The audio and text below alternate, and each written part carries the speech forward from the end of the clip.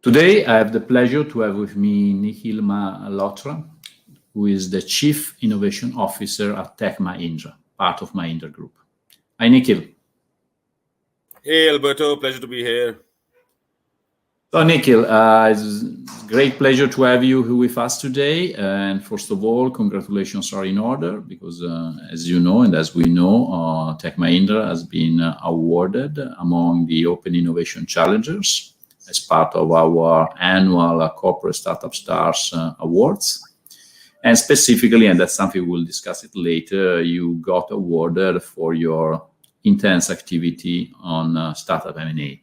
And it's something I'd like to touch base later. But before entering our conversation, I think it might be useful for our audience to get some a general perspective in terms of who Tech Mahindra is and specifically the Mahindra Group. No, perfect, Alberto. First of all, thank you so much to you and the team over there for actually conferring this award to us. It's a great award for us, and we are very, very thrilled to actually get this. Just for the audiences, I take care of the innovation within Tech Mahindra, and Tech Mahindra is a kind of whole, conglomerate of, or you can say a company of the Mahindra Group. Mahindra Group, as you would know, is basically a big group on automobiles. And it's a $20 billion group. We, Tech Mahindra, on the other hand, is the digital transformation or the technology provider within the Mahindra Group. And we are about, $5.56 billion group within the sector. So there's a large sectoral way in which we operate. We operate across 90 countries. We have about 900 odd customers. And also we are in the digital transformation plane, trying to solve a lot of these challenges of first, in 3 stages, the run, change, and grow, as we call it. The run part, where customers are trying to better the performance in terms of digital transformation where they are. The change, where we see a change over the horizon and what we can do for newer technologies to be brought in. And the grow part, which we call it as, just looking beyond the horizon, where we see technology playing a bigger part in business. So that's what tech is. Talking about technologies, this is a big question. Which are the next big things that you foresee for the next incoming years? No, that's a great question, Alberto. And, as I said before, we were talking, whatever I might say or do at this point in time may change in another 6 months. But what I would love to stress upon is something that I've been saying in the last 2 years is that COVID has been kind of a chief digital officer for all of us. It has turned us data scientists into virologists and virologists into data scientists. So much so that we were one of the companies that actually went ahead and discovered a kind of molecule, a therapeutic molecule to act against COVID-19 during the last 2 years as well. Now, but what I see as the basic trends that would go and would change the way technology is being looked at in the future would lie on the plane of radical. We call it radical with a Q. R is basically how do we augment your reality, the reality space that you exist in. And that includes augmented and virtual reality, but a new name today, which we call as the Metaverse. The A is basically how do you analyze technology. And what we call analyzing of technology is AI and all the other stuff that we actually want to do to actually analyze the reality that you live in. We want to secure your reality. So we call it as the D, which is the distributed ledger and the blockchain. We want to connect with the machines, which is basically the IoT part. And when we jump from physical to metaphysical, we call it the quantum world. And that's where quantum computing really comes in. So as per us, as we see the world today, these 4 or 5 technologies would become the harbingers of new growth as we see in the future, with a large percentage being done from AI, metaverse, as well as quantum that we see it. And these are the trends of the future that we are foreseeing. That is quite interesting, actually. I agree with your view, and also I agree that whatever we said has potentially a validity for a couple of weeks or months at the latest. So again, we are just pure guessing, but we are still at the beginning of the year, so guessing is allowed. But I believe that, okay, assuming that these four big topics, 4 big topics, 4 big areas that we need to move forward, how do you address them? Because again, we're talking about open innovation, and how Tech Mahindra is moving to these areas that are a bit far from the traditional legacy, the traditional know-how that a company, like every company has. So actually, you mentioned 4 different streams that are so far from everybody that, again, the question is how does everybody that has a know-how that is cemented over years on a different expertise can address these topics? No, that's a great question, Alberto. I think one of the things that we look at it from if you may call it the balance between the very futuristic and the one that is available today, we look at it from a Mobius strip kind of a structure, right? So a Mobius strip is like an infinity strip, where on the left-hand side of that strip, you have a run and change part, which we say that, look, can we make you run better? Can we have your OpEx operations better? Can we give a kind of significant advantage on the capitalization that you've done as a customer? And can we bring in some of these technologies which are here and now, which may include cloud, which may include, analytics, which may include AI to a certain extent? There's another part of it, which is the other side of Mobius strip, which is the right-hand side, which says, can we look at the future from what's happening inside the world, doing a market research as well? What's happening? How are the startups doing it, right? And what are startups really bringing in up to the fore? One thing that we certainly know is that they bring in agility. They bring in a completely different paradigm of thinking. They also are tackling a problem which is not really tackled. So can we look at that? And then we have our own R&D space, which I run as part of the innovation sector, called the Makers Lab, which essentially does a lot of this research and development in terms of algorithms, in terms of these technologies. Now, it does not matter what you name the technology. It only matters whether you're going to solve a problem for the customer. The underlying or the underneath technology could be anything at the end of the day. But what happens is that with some of these new technologies coming in, it's not just the tech that is changing. The color of the tech is also changing. And when I say the color of the tech, it really means is that the tech is not really limited to only one part of it. It's actually become interdisciplinary. So if I apply blockchain, I may apply an AI over there as well. If I apply Metaverse, I might look at NFT over there as well. If I apply IoT, would there be a conditioning of data analytics coming in? So it's become interdisciplinary. That color has changed. And it's also gone way back to the basics. Today, we are seeing more mathematical, more physics-based approaches to be applied as first principles in solving a customer problem. And then these technologies are becoming those bridging gaps for us to actually solve this. So that's how we look at it. Now, you raised a very interesting point about startups. When we look at startups, we are seeing how do we become 2 ways in which startups can evolve with us. One, we acquire a certain bit of group of companies which are sustainable for us in certain growth area in a specific geography. But then can we mentor these startups to also become the next lever of growth?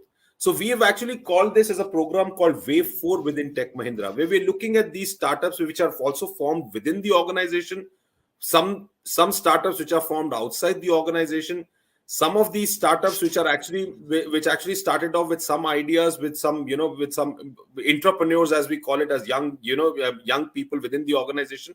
And we are seeing is, are they able to solve a specific purpose first, and then are we able to scale them to a large enterprise purpose? And that's where we are essentially seeing an open innovation kind of a funnel, where there are a lot of problems and challenges that we can solve, which are coming in front of us. And again, one thing that was quite struck at the jury is your intense M&A activity for startups. Again, you look more on a Silicon Valley American company under this perspective. How the M&A play comes into your open innovation play? Yeah, so I think one of the things that we've traditionally looked at a lot of US companies, but we have actually very recently acquired an organization called CTC, or Comtech Co. IT Limited, which has got its development centers in Latvia and Belarus. So we're also looking towards that. But I think the idea behind behind looking either the American firms as startups or the European firms is basically to boost up our abilities. There is only some things which we can do, and there is some things that we would rather use these startups to boost up in that sector, in that region, to actually provide us with that. Now, one of the strategies, and you know it better than anybody else, that once you take and acquire a startup, integration becomes a pivotal component on what you want to do with the current team, and also what you're trying to do in terms of innovation, right? So one of the strategies has been, again, that Mobius strip strategy, where the startup has already been playing, where it has been solving the customer problem. We continue to use that. We continue to use that strength of that acquired organization. But then we also bring in that organization along with us, let's say, for example, the innovation team, and we see what can we do in terms of IPification, in terms of solving these problems better, which also helps integrate these companies better as well. Because now they're doing their own work as well. They're also working within, as a mold within Tech Mahindra, but they're also looking at some of the newer things that we have tried in our labs, across the customer board, so they can also utilize some of that. So that's been our policy again for integration and looking at these startups and acquisitions. So just to summarize, if I got it right, when you acquire a startup, if the startup as a service and product is already servicing a customer need, you leave it alone, and they continue to do that. And at the same time, you start working, you as research and innovation team, you start working, collaborating with the startup also to in a certain way have an alignment of know-how, an alignment of culture. And not just the innovation team, Alberto, it's also the other parts of the company, right? So because the startup may be serving a specific kind of a vertical. So we also have those verticals. So verticals align first. Understanding the business and the use cases that they've been doing. And then there's also an alignment within the research and innovation group saying, hey, we've done something in this area. Can this be applied to this to serve customers better, right? So it's basically a policy of scaling up, but it's also a policy of solving customers' problem faster, because we cannot be available at every time at all points, in spite of being a big organization. And, we need the speed and the agility in today's world as well. Okay, got it. No, that's interesting. And looking at what are the target companies that you're looking for on acquisition, how it comes out? You are hunting for startups to be acquired, or you start collaborating, and you find something valuable, then you decide to make an M&A move? How does it work? Well, that's a decision that that gets taken care of at the executive level or the management level. But what we look at it is, number one, how can it solve a problem for a specific customer in the verticals that we are playing? And how can we boost our strength and skills up? It could be in terms of digital transformation. So we have digital transformation providers in certain areas, like the COC is, the company that we acquired, CTC. It's a large IT services provider in that region, and it can really scale up and boost our speed up in that region as well. It could also be a kind of very niche boutique design firm, which is actually providing digital designing as well as, a design thinking kind of a step up. So you can actually look at design thinking as part of your play within the customers as well. It could also be a kind of engineering firm, which can boost some of our own engineering capabilities when we actually talk about our engineering research development purposes or our capabilities. Can it boost up over there? It could be in terms of aerospace design. It could be in terms of things that are being done on automobiles and so on and so forth. So I think it's a wide variety. And then, of course, we are also looking towards organizations which are very specifically targeting the green sector or becoming very green kind of technologies, right? So I don't know whether you heard or not, but we also acquired a stake in Alice India, which is a kind of green investment in what you may say, in terms of why ESG or enterprise sustainability is becoming very, very important for us. So it's a broad range of spectrum, because we apply ourselves across a broad spectral space in terms of our customers, but it all depends upon how the blocks get fitted. In a region, in a geography, in a space, in a vertical with a technology, if the block is fitting well, then I think the management takes the decision in terms of either acquiring it or either boosting the skills up or boosting the scales up. Got it. That's interesting. Going back to COVID again, this is the big topic. And by the way, you recently recovered, so How COVID, you mentioned that COVID has played a sort of bit of the chief digital officer for you, but not just for you, again, for most of the company to make the digital revolution that was supposed probably to take 10 years if COVID didn't show up. And so how this has impacted, and particularly, I would like that you deep dive your experience in the molecule finding that you experienced, that I think is super cool. Yeah, no, I think that was a derivative of when it happened, Alberto, in 2020. But I can tell you, it actually gave us a root shock. And one of the rudest shock that we got was that it's possible to work from home when needed. And you really don't need to be. I know it has now started getting to us in terms of how boring it is. But one of the things we realized was that it is possible in this digital world and this age to work from anywhere and everywhere at this point in time. That was the first thing that we got. And almost all organizations, not just Tech Mahindra, almost all such organizations made sure that the employees are taken care of, number one. So one of the other things that came in was humaneness and empathy, indicating that life is very, very frivolous, the way we call it. And it has to be taken care of, and you need to understand an employee need as well. So everybody who started working from home, and obviously there were people who were working for customers, arrangements and provisions were made with secure data networks to ensure that they work well. That was the first change that we saw. Now, when we were doing this, I and my team decided to study the virus. And I think, I don't know, this just caught us from nowhere. But we started looking at the virus, and we were not biologists to start off with. So we just looked at the virus.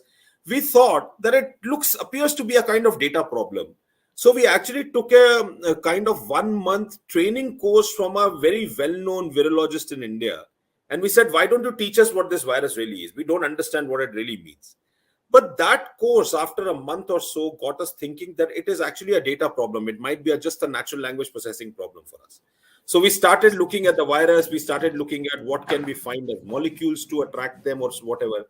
So what we did one day was took the 8,000 FDA drugs which are available and did a kind of AI modeling to see which one of them fits better with the virus itself. So ideally, it's a kind of lock and key mechanism. If the molecule attacks to the virus and attaches well, then it can nullify the virus's impact. Otherwise, it continues to carry the virus unabated.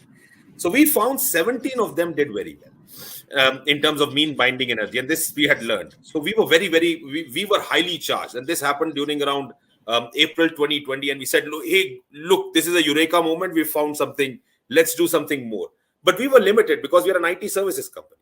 So now we had partners like Regent Biosciences in India. There's another company called Indras in Bangalore, and they had labs where this could be tested. So we actually gave our results to these labs and said, why don't you try the next level to it? The next level was to actually try these molecules in a petri dish. So the virus was sourced, it was actually put in a petri dish. These molecules were planted into the petri dish to test what is the impact of it. Out of these 17, this typically doesn't happen that often, but out of those 17, 3 emerged victorious.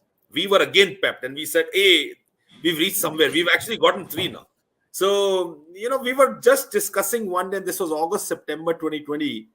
We said, why not test this entire concoction in a human body? So while we were discussing, there were also doctors on the panel and said, this is not possible because human bodies cannot be taken as, testing ground. You need something more. You maybe need something outside the human body. So that is where we constructed a 3D lung outside a human body using the lung cells from a cadaver or whatever we could get it, and then tested these 3 molecules inside the lung, and one became victorious. That was kind of an aha moment for all of us, and we said, look, this seems something credible in one year. Why don't we give it a shot to try our patent? And we got this. So that really taught us the art of, during the COVID times, that it's not impossible. When you put your head towards solving a problem, it's not impossible. All you need is a good partnership sector, a good collaborative pieces. You need to put your head together in certain cases of old as technology's color of physics and maths, and you should be able to solve a problem. There was another interesting story that I must tell you during that COVID times that happened was India today is actually innovating not in the urban sector, if I may say so. and it's actually innovating much more at the rural sector. And one of these calls, I was there with some of the kids, and we had there was a competition that happened, and I was one of the judges, and the kid who won the competition was from a rural sector, very, very poor sector in the country. And this kid used to walk 45 kilometers to and fro every day to go to the school. I don't know what he did, but out of scientific serendipity or by any other thought, he dropped red amaranthus, green amaranthus, and a little bit of millet on a piece of land. That land produced a kind of weed, and he took the leaf and created a juice out of it. And that juice solved the problem of 90% of malnutrition in that region. Now, this is what we call as innovation by design, or I don't know, by faith. And he came to us and he said, "What do we do next?" And we said, "Hey, well, you can convert it into a kind of sachet. It'd be better, hygienic in terms of powder, etc."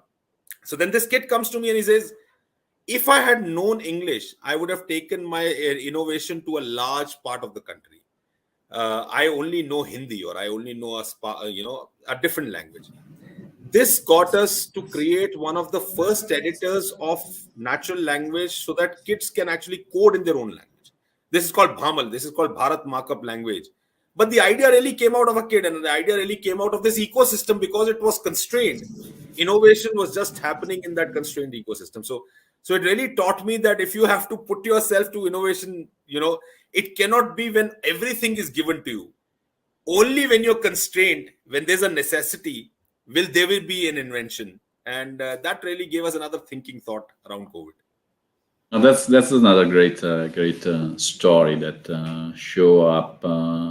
shows us how actually when we are really facing a huge problem, we typically find a solution. And again, this is most of the time is the Silicon Valley approach. Again, one of my favorite quote from Larry Page and Sergey Brin is the fixed cost for addressing a huge project or a small problem are almost the same. Again, it's better to focus your energy on something big, also because you're definitely more motivated. While fixing small stuff, you might be successful, but at the end, you're not changing the world for a dime. So again, that's the point. Absolutely. Cool. Just to finish our conversation, can you give us an overview in terms? Again, you already mentioned the M&A part. That is part of your way of working with startup. Actually, is the way you are very, very active and one of probably the most active in the region, not just in the region, also compared to the European continent, where definitely incumbents are definitely more reluctant to buy startups. It's a long process, takes forever. They just buy a few, why the Google of the world buying a startup a week. And that is tell us what are also another big topic, that is the speed. Again, yes. We were mentioning before that, yes, if we look forward, we don't know what will be next. Maybe for 6 months we know. And then if this is the scenario, so slow. So how do you manage the need for speed? It's a very difficult question, and I don't have a very clear-cut answer. But I think the reason why the way we manage the speed is only by looking ahead, Alberto. And I think this comes directly from not just our chairman, Mr. Anand Mahindra, but also the MD and CEO of Tech Mahindra, Shri C.P. Gurnani. I think they have both inculcated this kind of a sectoral growth facet within us, all of us, saying that it's okay to fail, but you've got to look forward, right? There's a lot of companies that I see when they actually start innovating, they actually have a fear in terms of whether they would succeed, whether they would actually create that value. But I think both these gentlemen, via the RISE principles of Tech Mahindra or Mahindra Group, have inculcated this kind of feeling amongst all of us, and they have been the most active, if you can say, advisors, and also are people who actually give us that option to take those risks and fail. And when you say taking those risks, it really doesn't mean that you actually jump in unabated into a sector, but take a calculated risk, but also make sure that you make something out of it. If you can't, that is okay. It's okay to fail. I think that's the only thing that we have gotten as an advice, which helps us look about 1 year or 1.5 years in front of us and see where we are going. And that gives us that speed and agility while we are performing the work today. The other thing that we do focus upon, which is again has been CP's way of, telling us what we need to do, is execution. The idea is, if everything stays on a piece of paper as an idea, it'll continue to stay as an idea. That is his thought. And he says, why don't you put your hands and feet into it and execute? We'll see what happens. At the end of the day, if we think that we are not doing well and if we are failing, then we'll come back, we'll reassess the situation and we'll change it. But at least try and execute. So extreme focus on execution and extreme focus on ownership. If I am supposed to handle innovation, one of my jobs in the organization is to always keep looking ahead and not to look at the current thing, right? Obviously, look at what problems we can solve, but always keep looking ahead, and that gives us the speed.